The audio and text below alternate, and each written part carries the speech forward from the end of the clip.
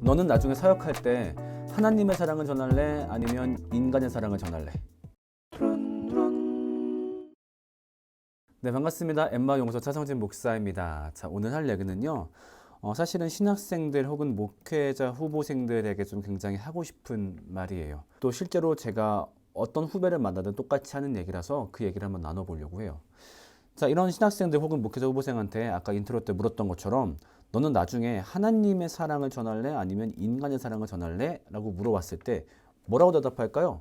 네, 두 번째 답을 말하는 놈은 없을 거예요. 당연히 다 하나님의 사랑을 전할 거예요 라고 얘기를 하죠. 자, 그러면 그 다음 질문으로 넘어가요. 자, 그럼 하나님의 사랑을 어떻게 전할 건데?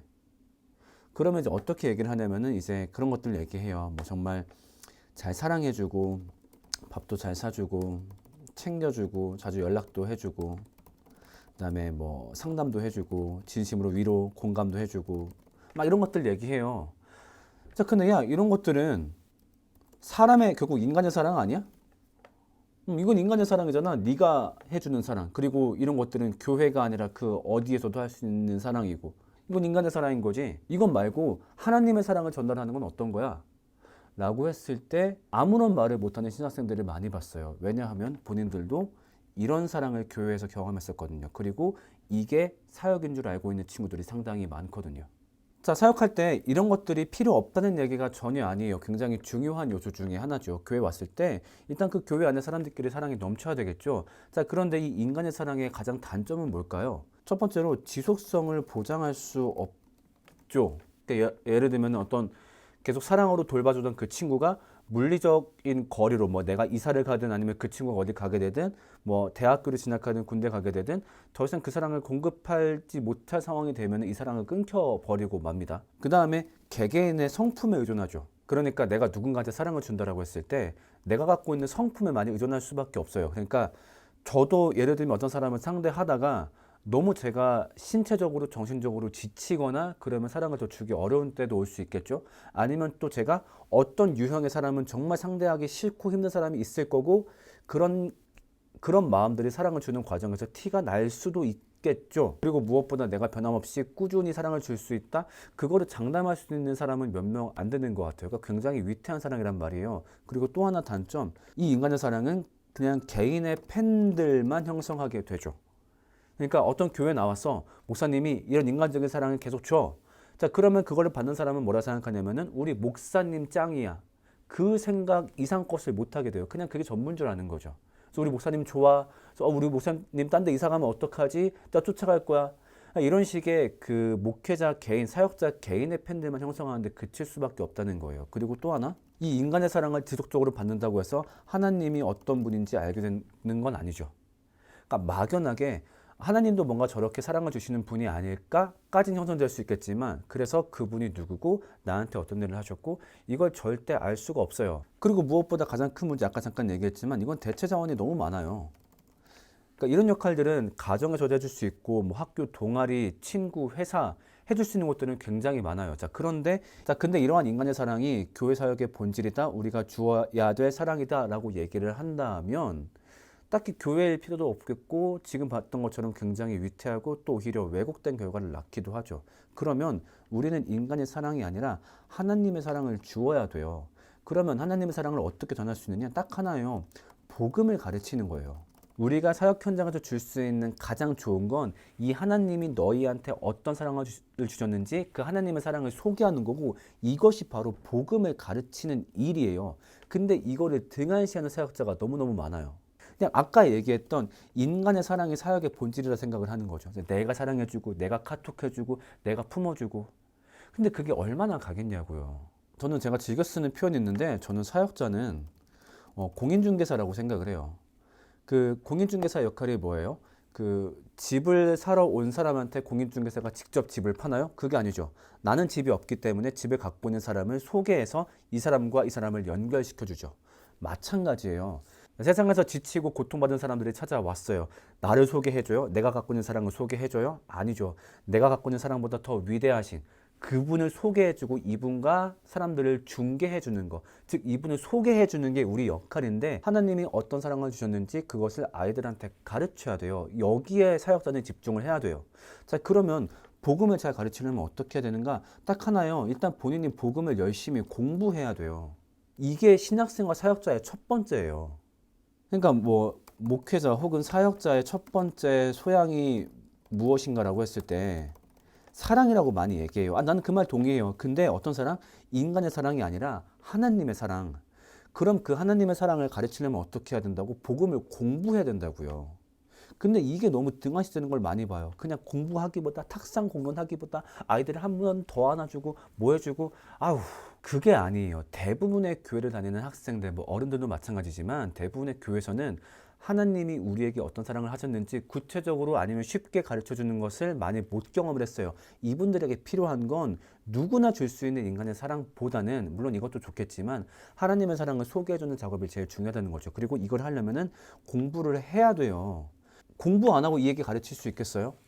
그러니까 우리가 흔히 복음이 뭐야? 복음이 어떤 내용이라고 말을 했을 때 일반적으로 보통 한 두어 문장을 못 넘어가요. 그냥 뭐 나를 위해서 예수님이 죽으셨고 내 죄를 사하시기 위해 십자가에 못 박히셨지.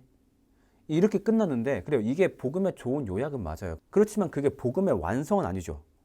그러니까 솔직히 이 두 문장 듣고 사람이 감화되는 경우가 많을까요?